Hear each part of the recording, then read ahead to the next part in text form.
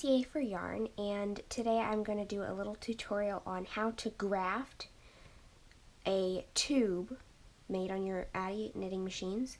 This is a tube made on the little Addi, and I'm going to graft the ends of it together today to demonstrate this technique. I already do have a video on grafting flat panels if you'd like to see that, and that would be helpful to watch first if you have a hard time seeing what I'm doing. Because what we're doing here is we're taking the two ends and we're going to graft them together and sew them with the yarn in a way that you will not be able to see the finished seam. It's going to look just like another row of knitting. So what I'm going to do to start with is I'm going to find the beginning end spot of each round on the one end and on the other. This is going to be this was my cast on edge, and I did just the cast on with a piece of waste yarn. So I have a row of live stitches held on a piece of waste yarn here, and I did the bind off with a piece of waste yarn on this end. So I have another row of live stitches held on a piece of waste yarn. And right here is the beginning and ending place for these.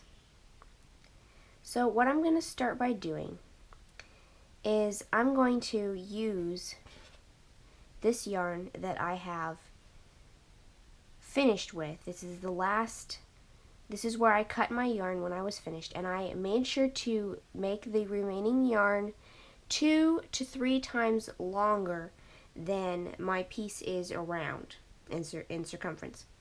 And so since I'm going to be grafting with the same color yarn today, if you'd like to see the demonstration on a flat panel with a different color yarn, then you might want to go watch that video first. I will put that in the description box below. But we're going to be using the same color yarn because with the circle, you can't really start a new piece of yarn here because you're going to need to be using the piece of yarn that you ended with because there are no edges. This has to be seamless, and to get the beginning and end of the round to be totally seamless, the yarn has to be coming out of the last stitch that was worked. So I'm going to start by threading this tail through my yarn needle here. And I'm going to be working from right to left. And as you can see, this last stitch that was worked, it's the last one that the waste yarn is coming out of. This yarn is creating that loop. So we're going to be working into the next stitch, which is the first stitch of the round. So what I'm going to do here is come up through that first stitch of the round without catching the waste yarn and without splitting the yarn from the loop. And I don't want this too tight either. Then I'm going to come up here and find the first stitch of the round on this end, and I am going to go down through the first stitch and up through the next one. So I've got the stitches on my needle like that, and I want to make sure I'm not splitting the yarn, and I want to make sure I'm not catching the waste yarn any stitch I make, because we're pulling the waste yarn out when it's over. So now I'm going to go down through the stitch I just came out of on this side and up through the next one.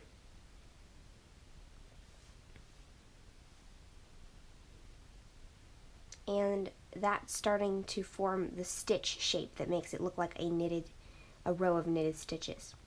So now I'm going to go up to this end here, and I'm going to go down through the one I just went through and up through the next one, making sure they're not twisted.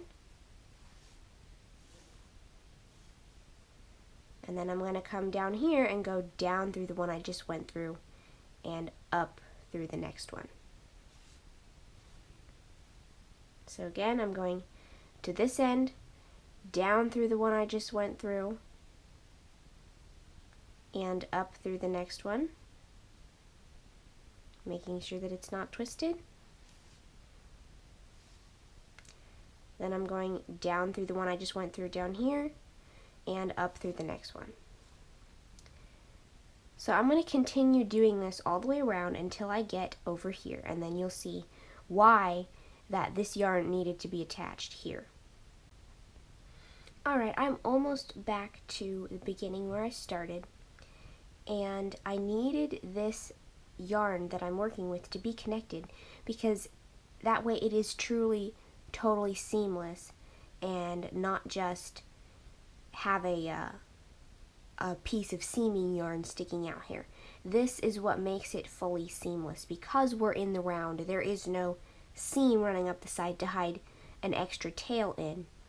And so because it's working in a continuous spiral, having this yarn, using the yarn that we were knitting with, without cutting it long enough to use it as a seaming yarn, allows us to have it be totally seamless in the sense of not having a separate seaming yarn running around here. We can have it continue with that continuous spiral that it was knitting with. So I'm going to have to go up here, and if you see, this is the last stitch, the one that I went through on this side last. This is the last stitch that has the waste yarn coming out of it. And for some reason, when you cast on, this is the cast on edge up here, when you cast on with the Addis, somehow it always happens that either the last stitch or the first stitch, it's, you know, one of those two, ends up on the yarn that you started knitting with. Because this is not truly, this is really only a half stitch. Because what happens, you cast on and you pull this loop of yarn right here up around the yarn that you were casting on with as you start knitting, and that is what creates this extra stitch here that is actually the half stitch from the beginning and the half stitch from the end. So we're going to treat that half stitch as a regular stitch, but before we can do that, we have to pull out the little tail of the blue yarn to make that a regular stitch without this thing in it. So I'm going to go ahead and feed it through the waste yarn so that that can be held for the moment. And then I'm going to treat it again like any of the other stitches. I'm going to go through, down in this one on this side, and up through that stitch that was the half stitch from this end and the half stitch from this end, and go through there. And then, and there's a lot of tails in here, I know, but since this was the last stitch that was live, I can go ahead and safely pull out the waste yarn on that end, on the top. And this is going to be the last live stitch on the bottom. So I'm going to go down through the one I just came up from on the bottom and up through that last live stitch.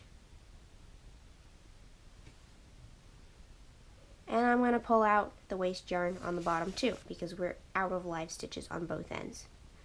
Alright, so now we have this hole here that we need to close up. And if you can see this, I don't know how clearly this will pick up, but what we got to do here is that we've already been up and down through this stitch. We've been up through this stitch.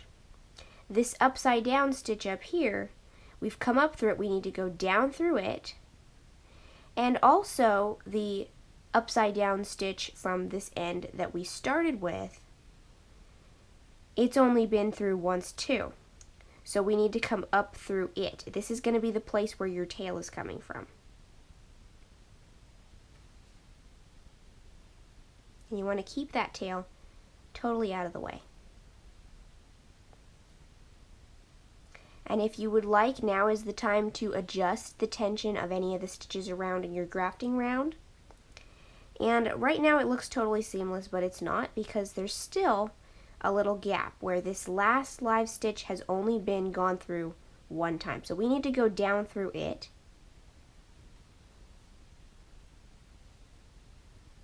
And then what we're going to do here is we've got these two tails, and what I like to do is, since there are no more stitches to pick up, there are no more stitches to take, I'm going to poke my needle up right next to that tail. And I'm going to tie it in a double knot with my working yarn.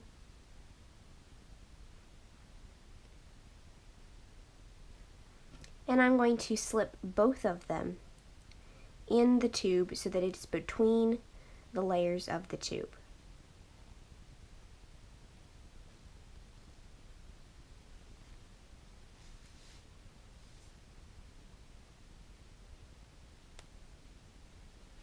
And I'm going to cut that yarn.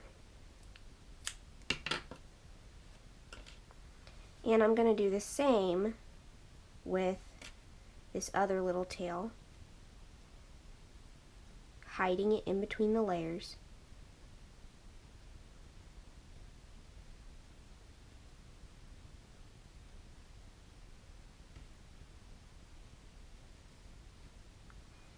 And once the tails are gone, that knot hides in the knitting, and you can't even see where we grafted that together. It was right about here, but if you didn't know it was grafted, it would appear to be completely seamless. And there is not any kind of seam in this whatsoever. It's just a continuous tube of what looks like knitting that never stops. There's never a seam that appears, and there's never any kind of visible join. So this technique can be used in a lot of different Addi projects. Those projects will be coming soon as video tutorials on my channel, so stay tuned for that. If you like this video, please give it a thumbs up, and I would love to know what you would like to use this technique for. So I hope you give it a try, and I'll see you next time. Bye!